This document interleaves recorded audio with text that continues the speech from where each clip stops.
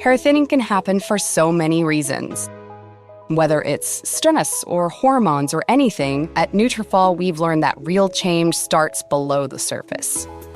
Our hair growth supplements take a whole body approach and target the key root causes of hair thinning, so you can see visibly thicker, stronger hair in 3 to 6 months. Hair growth starts from the inside at Nutrafol.com. That's Nutrafol.com. Every team, every topic, everywhere. This is Believe.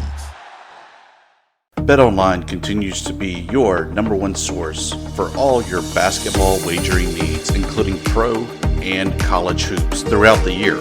With up-to-the-minute odds, stats, and trends, you can follow your favorite team's path to the playoffs with in-game live betting, contests, and all the best player props. Experience the world's best wagering platform anytime from your desktop or your mobile devices.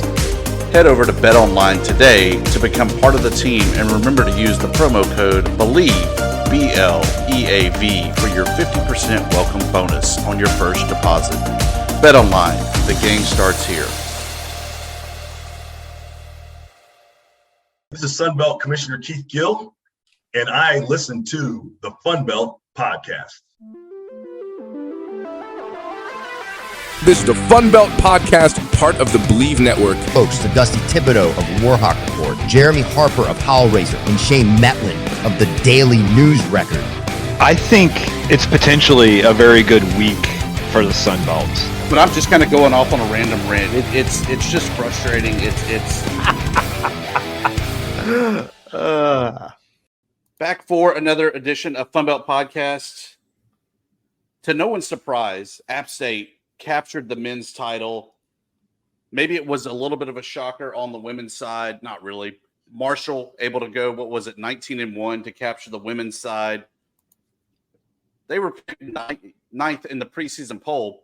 But guys, was that really a shock to anybody that those are your top teams as we get ready for Pensacola this upcoming week?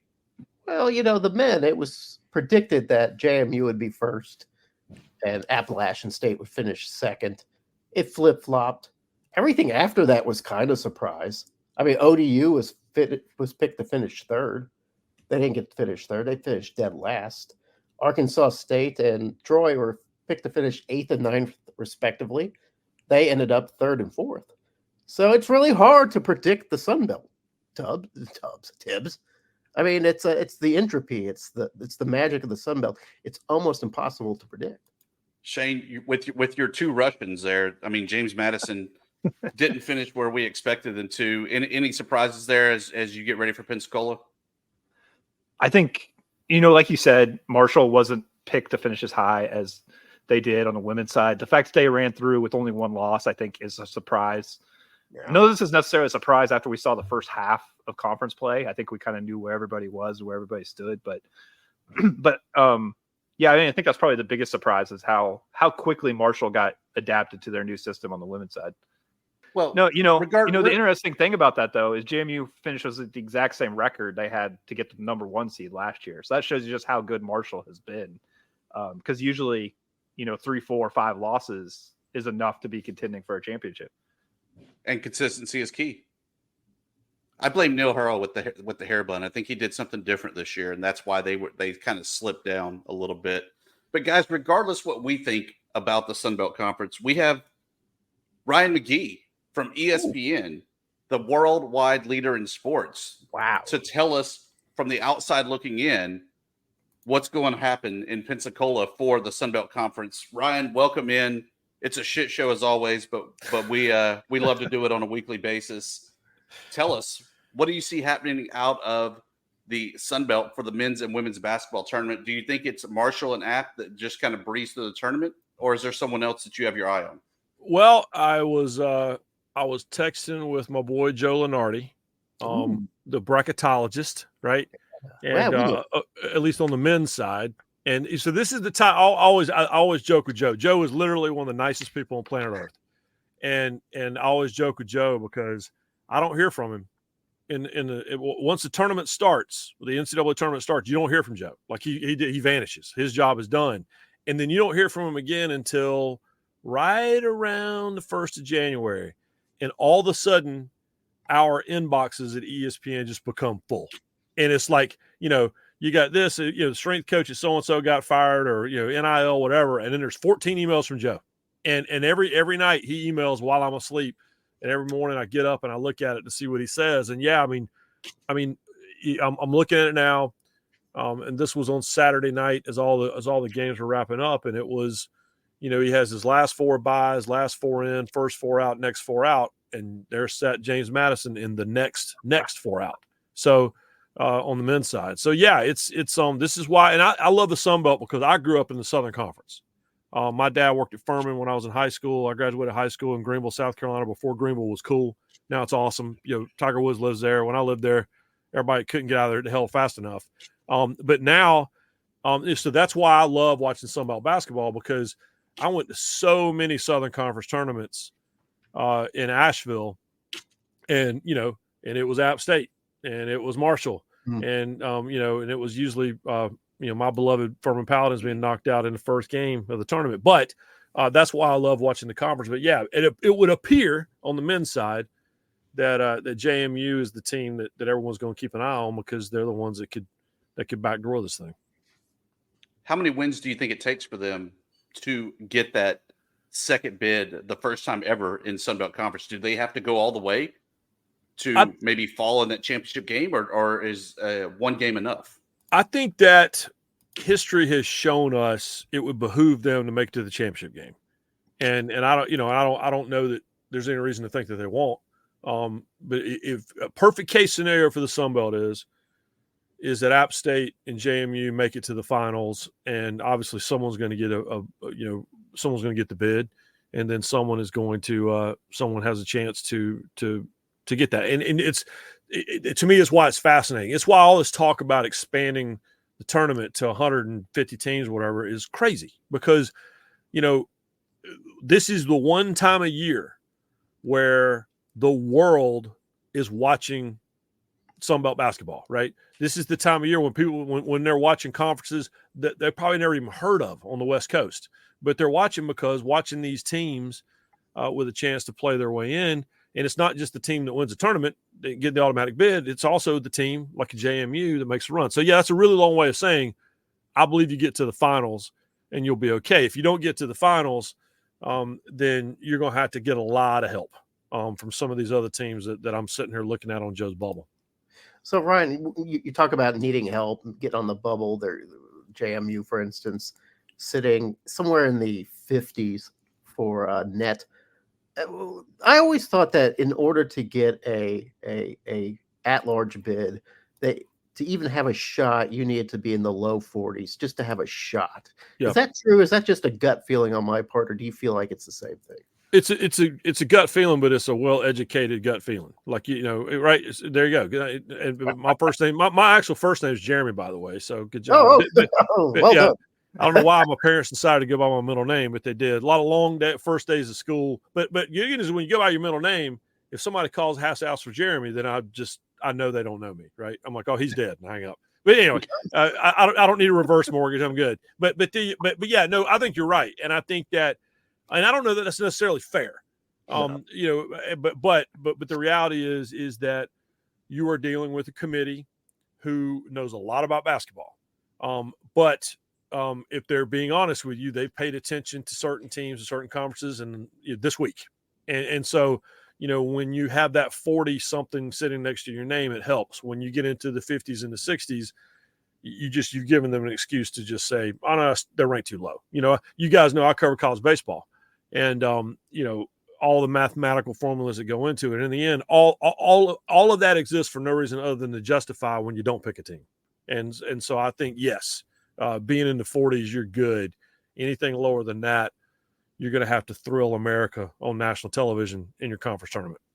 Do you think net is valuable? Do you think it's pretty accurate, or do you just think that it's sort of an eye test is better than the metrics that the net is putting out? The eye test is everything to me, because again, this is the week when people are actually watching you. They can go back and look at this, what the numbers are. Oh, they got an awesome win over this team in January. they played really well in this tournament when the season started, back late last fall. All that's fine. But the reality is not a lot of people are paying attention then. So I think the eye test is, I think when it comes to the bubble, I think the eye test is everything. But little math doesn't hurt. You got to be able to back it up, right? It can't just be, again, I live in Charlotte, right? And it's all Michael Jordan's pick when he was running the Hornets was just whoever he watched have a great run in March, right? And you're like, hey, damn, dude, that guy really didn't do anything in November, December, January, February. Michael didn't want to hear that. So that's the way a lot of people are going to pick their brackets, and that includes the selection committee. Well, let me ask you this, because we've talked about the possibility of being a JMU App State final, and that's pretty good for the conference. Right. And JMU is probably the one that has the better shot at an at-large. But if they lose to App State for a third time, do people look at that differently as they lost to the same team 3 times, even if we're talking about a 30-win team? Yeah. No, I think it doesn't hurt. I mean, it doesn't help. I mean, there's no question about that. But then again, there's also that point of, well, the only team that really handed you your deal was clearly the best team in the conference and a team that no one's going to have any problem getting into the tournament. So I could see both ways, but man, that's again, what you don't want to do is you don't want to give them reasons to not pick you. And something that they can point to and say, well, and so if you're 0-3 against this team, then it's a pretty good argument against you. Whereas if you beat them once, then you're in. The problem is, it's really hard to beat a team. If you're App State, it's really hard to beat a team 3 times in a year. I mean, it really is. I don't care who you are. And so, yeah, that's a long way of saying, if you get one win against that team, you're in great shape. If you're 0-3, then again, you're giving them an excuse. Just like if your rating is in the 50s and 60s, you're giving them an excuse to go, we're going to take the 9th best team from the Big 12.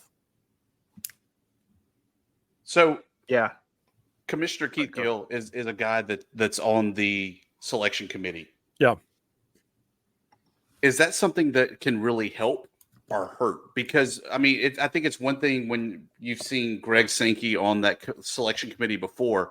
We all know it's going to be a SEC strength that really gets them over the top. But Keith Gill not being able to be in the room to kind of petition for those teams, is that a good thing or a bad thing? Obviously, he has to recuse himself, when the conversation starts about his teams, just like with the College Football Playoff Selection Committee. If you're the AD at wherever and your team is in there, you got to get out of the room. But I think it helps having representatives in the room all the time, because there are certainly things that you can say when the discussions are happening to say, well, you know what? We played so-and-so, and I can tell you they're really good. Or one of our teams played so-and-so, and I can tell you they're pretty overrated. So there's definitely it definitely doesn't hurt. I'd rather you have a representative in the room part of the time than have no one in the room any of the time. So there is a Jedi mind trick ability in that room. And it's just information, and when we do, I don't know if you guys ever done this, but we've done these mock selection committees. I've never done it for basketball. I've done it for the College Football Playoff 3 or 4 times. And you sit in the room, you've got the access to the same data. You have the same 3-ring binder. When it comes to the College Football Playoff, Bill Hancock sitting in the room, and you're literally in the same room as the committee, and it's so eye-opening. Because you learn a couple of things, which is, number one, you learn how the process works, which fans think they understand. They don't really understand. And people like us who cover the sport think they understand. They don't. And the other thing you learn is groupthink is real, right? Stockholm syndrome is real. And when you've been sitting in a room with these people, and I don't care who you are, if you start saying, well, I can tell you this, when App State played so-and-so, they did this. When App State played so-and-so, they did that. When App State and they beat all these teams, that enters into the room, and it's a smart group of people. So again, I would rather have someone in the room part of the time than have no one in the room any of the time. How great is it that the ESPN platform is really where we get to see all these games, so that you don't necessarily have to go to Pensacola? And how far do you feel that this league has really stepped up, knowing that it's at a vast improvement from the days of being in Hot Springs, from even being there at the conference offices there in New Orleans, to really kind of have that third-party location there at Pensacola?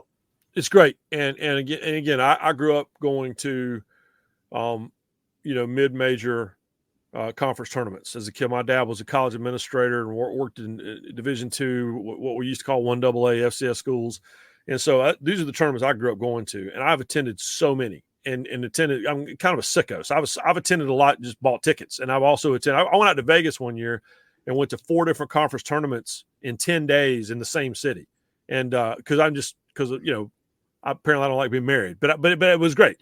But the point is that I believe that whereas I think there's a future in college football without conference championship games, I don't ever see a future without conference tournaments in basketball, because that's where I love that environment almost more than I love the first and second round of the NCAA tournament, because the atmosphere is great. And when you handle your tournament the right way, and I think the Sun Belt's done that. And I say this about ESPN. I was at a speaking engagement the other day, and you guys done these things where you talk for a little bit and you do a Q&A, and the very first question was from a guy who's trying to get me, and he's like trying to prove that ESPN has ruined college sports. This is the time of year when I would argue that ESPN is the greatest champion for college sports, because you think about the women's tournaments. I mean, I was watching this morning. I was watching my alma mater, Tennessee playing South Carolina basketball, and Caitlin Clark, and at Iowa is a global superstar.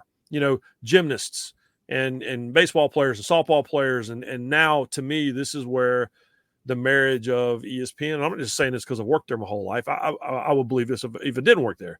But I think that the showcase that the networks give it, that the app gives it, that you can watch all your games, and when it comes to this time of year, the numbers will tell you, like college bowl games, people can't get enough. You can say whatever you want about there's too many games, whatever. The numbers will tell you when we get to the end of the next couple of weeks that people love conference tournaments. And then I would say go to one, and you can watch all the other ones on your phone, right? And so it's a long way of saying I think what the Sun Belt has done is great, establishing a home base, establishing a tournament, and turn it into a showcase, which I think is important. Yeah, Ryan, I have to agree 100% about at least the tack that you've taken about ESPN putting a nice spotlight or availability to these smaller conferences. Mm-hmm. Because before, to watch a Sun Belt tournament, you had to go to Hot Springs, Tibbs. Yep. Shane, you had to go all the way to Hot Springs, Arkansas, if you wanted to see any type of tournament. And maybe there might be on ESPN too, maybe the championship game. Yeah. Probably not. Now at 11 a.m. on a Saturday, right? So right. Well, you guys know I cover college baseball, and the Sun Belt obviously is a great college baseball conference. And I mean, just a few years ago, you couldn't follow the first round of the NCAA tournament. I mean, you certainly couldn't watch the games. Hell, you couldn't find scores. I'm scrolling through Twitter and can't find out who's winning, the West Coast games, or, who's winning, a game in Louisiana. And so now they're pretty much all televised, even if it's students doing it and you're watching on your telephone, you at least have the opportunity to watch it. So it's, and this time of year, you're exactly right. It's not just watching, you can watch the conference championship games, men's and women's, on actual television, but you can watch all the rest of it, through streaming. And I just think that's, as a parent alone, that's great. I think about, I'm at that age now where my daughter's a freshman in college. I'm at that age now where all of my friends have kids who are in school, and a lot of them are athletes. And now, you have the opportunity to watch them play, and to do that before you're going to have to get on an airplane or take a road trip. And I think it's a big deal. And again, it's just a showcase for conferences. And when an athlete's trying to make a decision about where they're going to go, if they see what looks like a pretty good time, I talk to these West Coast baseball players that all have transferred from UCLA and Stanford powerhouses to schools in the Southeast.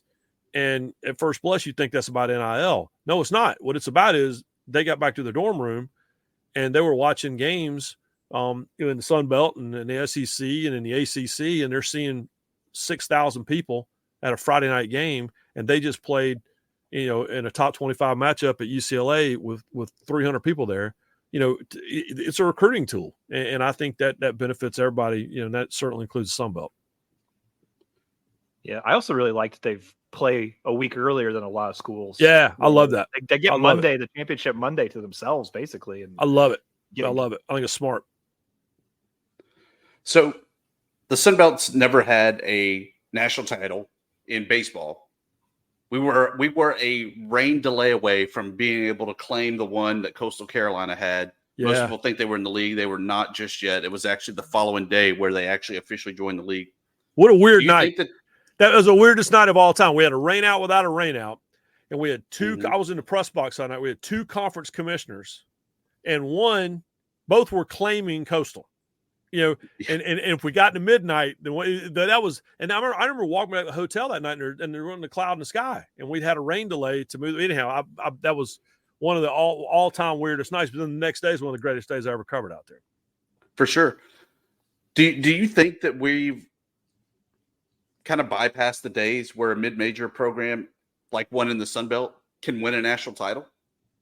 No, I don't think so. I think that the problem is keeping your guys in the building, but the reality is if you keep your roster together and you get hot at the right time and, like that Coastal Carolina team, Coastal had been really good at baseball for a long time. They've remained good at baseball. One of my favorite coaches of all time to cover, who's going to be retiring at the end of the year. But, for a team like Coastal to do what they had to do, they had to have the right combination of like third and fourth and even fifth year guys. And so, so you got to keep your roster in the house. That's the trick right now. The challenge right now is if you got a center fielder who hits 390 with 28 home runs, you got to make sure you keep him on the roster for the following year and he doesn't go to Mississippi State. So that's the challenge. But I think you absolutely can do it. And the history of College World Series tells us, even now, there's always one. I don't. You go back and to the history of the College World Series, going back to the 40s, and there's always the 8 teams that get there. There's at least one Southern Miss. There's at least one. Even going back to the day with Creighton and Maine and Harvard and Hawaii, there's always one in almost every single bracket of 8 where you go back and look at those brackets, and you're like, man, I had no idea that so-and-so was in the College World Series. So, yeah, I think you can absolutely do it because I think baseball, maybe more than any other sport, is about chemistry in the clubhouse, but it's also about catching lightning in a bottle at the right moment. And if a team catches it at the right moment, like Coastal did, with a really talented group of guys, then they absolutely can get over the top. Does the Sun Belt have a better chance of keeping those guys in baseball than they do maybe if we're talking football or basketball or whatever, because they do have programs that, will draw as good a crowd as a Power 5 conference in baseball? Yeah, that's it. I mean, that's the ticket. And again, that team that LSU had that won the College World Series last year, that was a bunch of free agents. That was loaded. But they were loaded. But when I talked to Paul Skeens, and my best friend in the world is a professor at the Air Force Academy, and my old roommate from Tennessee, and it's a beautiful place to watch baseball. If they're in the top 25, and Air Force is a lot, and they're playing against Stanford or whomever who's also in the top 25 on a big day, they got 250 people there, right? And UCLA, when I was talking to Thatcher Hurd, who transferred, was the winning pitcher in the championship game for LSU, and Thatcher transferred from UCLA, was going to be their number one starter. This is UCLA. They play in Jackie Robinson Stadium, right? I mean, this is an anchor of Southern California baseball.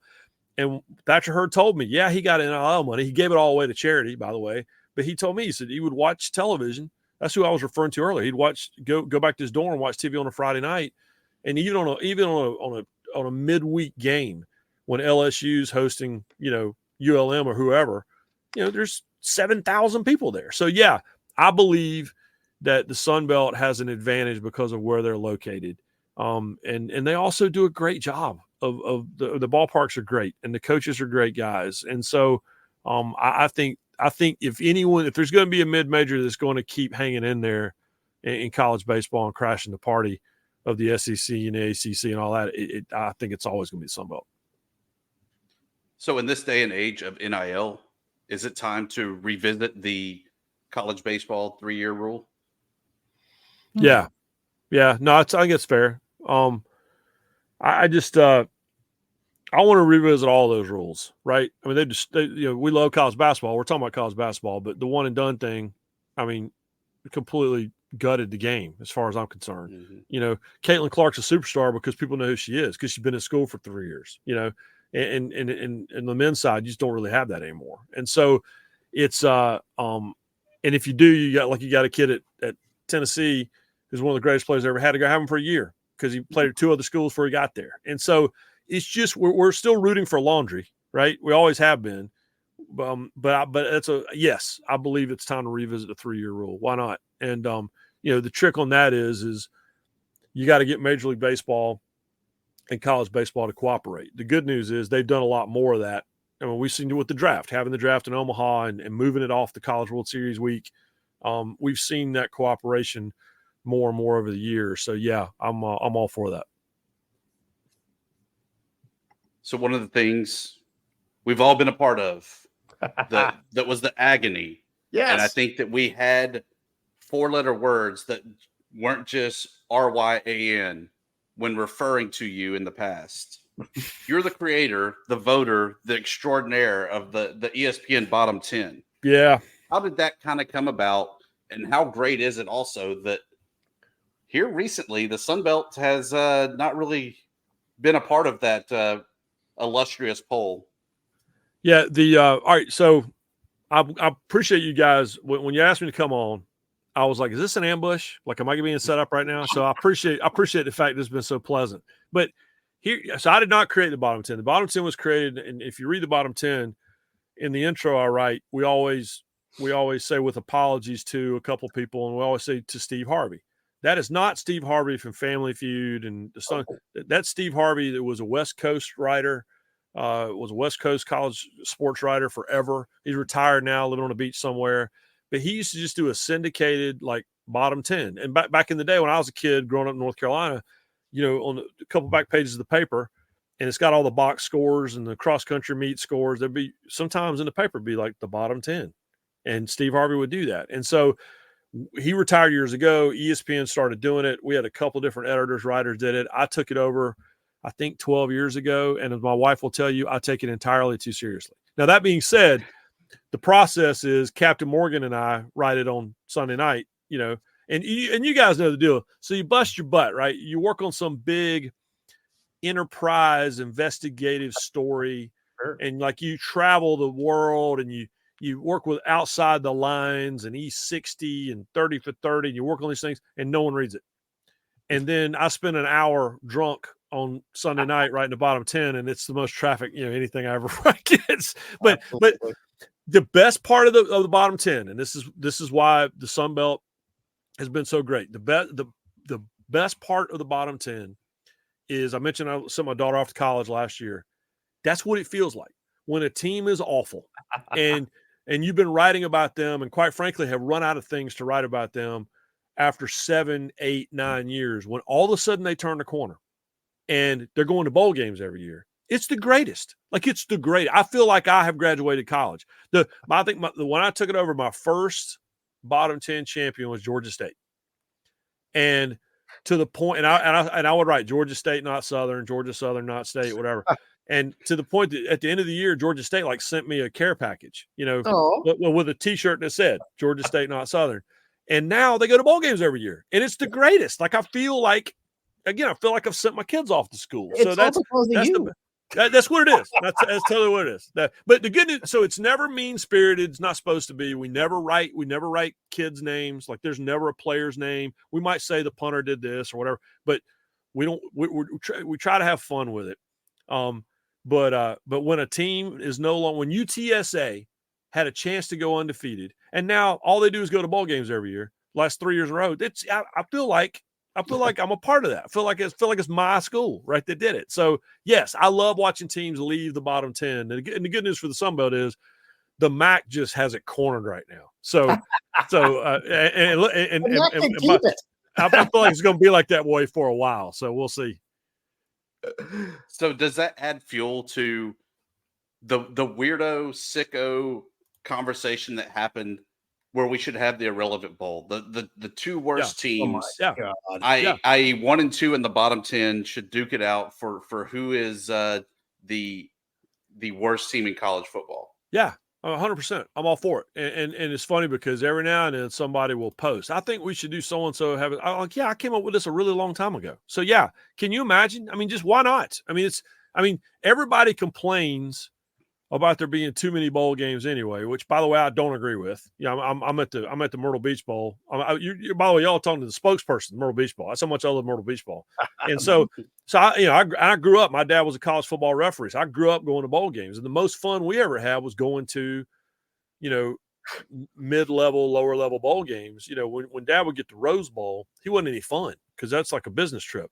But when dad got the Independence Bowl, it was the most fun we ever had. He took the game very seriously, but it was fun, and the teams had fun. And so the Weed Eater Independence Bowl back in the day, by the way. So So why not just play it? I mean, just, give the kids a chance to play another football game. And, I think it'd be fun. I know some people. I could get that televised. So we'll I'm all for it. There's hope, Jeremy, for you to go to a bowl game. That would be nice. Ryan, did you ever have an instance where a coach would call you or text you or email and say, listen, man, you're killing my recruiting? No, but I tell you what I have had is I've had coaches who work for ESPN, and then as they get fired or whatever, and they come work at ESPN as an analyst, and then they would take a job. I remember Bob Davie, who coached in Notre Dame, all that. And then Bob worked for us for a while. And then Bob Davie took the New Mexico State job. Yeah. And I didn't really know him that well. And I got a phone call. Ryan, it's Bob Davie. I'm like, hey, coach. He goes, I need you to take it easy on us in the bottom 10 next year. I'm like, well, coach, good news. There's a really easy way to solve this problem. And in fact, on Marty and McGee, just this past weekend, we had Barry Odom on. And Coach O was, Odom was, of course, at Missouri.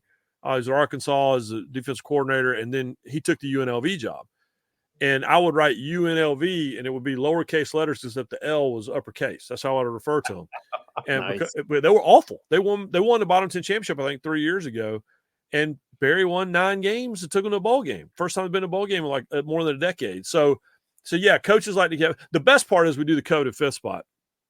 And that's where, for folks that don't know, that's not for the actual fifth worst team in the country. That's for if Ohio State loses to Michigan again, I'll put them in the coded fifth spot, or if a team, gets upset, loses, back in the day, it would have been when Michigan lost to App State, they would have landed in the bottom 10. They're not the fifth worst team in the country, but put them in it, but their fan bases never understand. So I get way more outrage from the Ohio State fans that don't understand how the coveted fifth spot works, or the Texas fans that don't understand how to cover the fifth spot. I get way more flack from them than I do, from our regulars. Are the Texas fans going to be all right when they're in the SEC and no one cares that they're sensitive to horns down? Yeah, I can tell you this. Last year, of course, we do Marty McGee on the road in the fall. So we were on the road 14 weekends last year. We were on 12 campuses.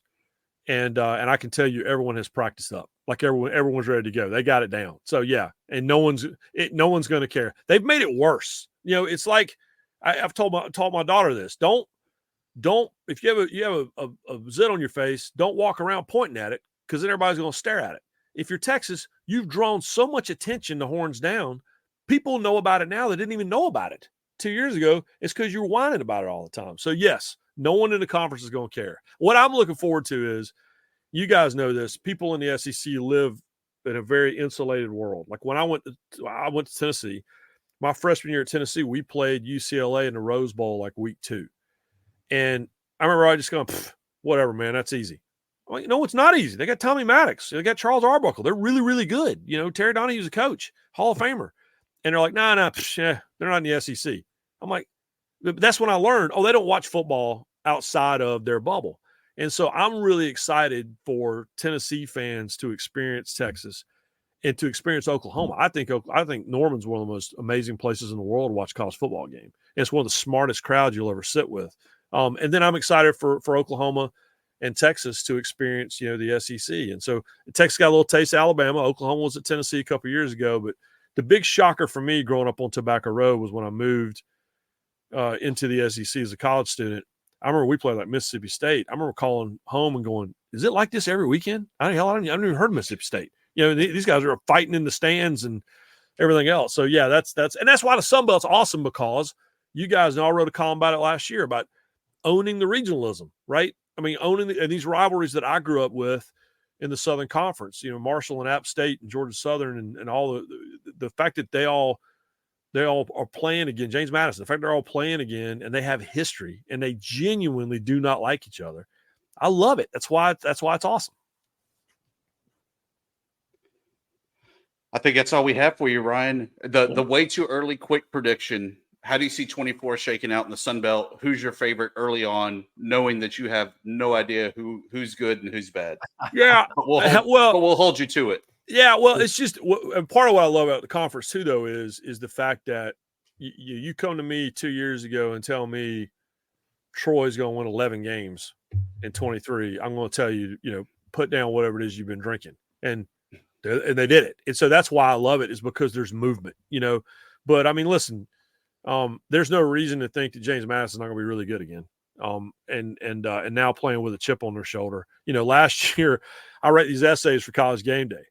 And I wrote this whole thing last year. I hate politics, but I wrote this fake political ad, that was endorsed by James Madison, put us in a bowl game, right? And then it went and lost the game. I was like, you guys are killing me. I wrote this whole beautiful essay lobbying for you guys, and then you go to lose the damn football game. But but there's no reason to think they're not going to. I mean, you guys tell me. I've not done the research yet, but I don't think there's any reason to believe that they're not going to be really, really good again.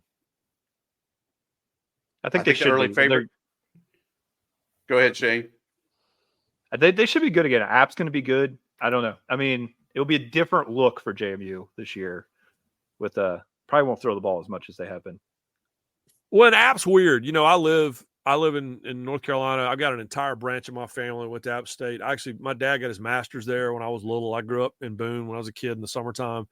I love it there. My daughter's actually up there right now visiting friends, and it's but it's an interesting time for App State. It's 9 wins is great if you're anybody other than them. And so it's an interesting time for that program. And I'm curious to see, how they respond to what was a really bizarre year, I think.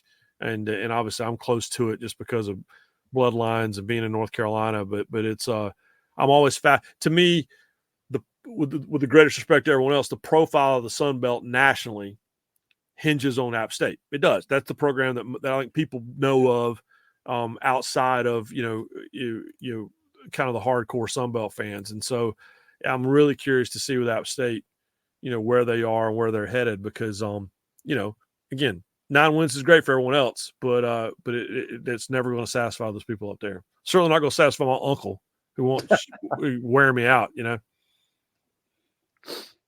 Ryan, we can't thank you enough. Tell everybody how they can get some more Ryan McGee in their life on the X and so on.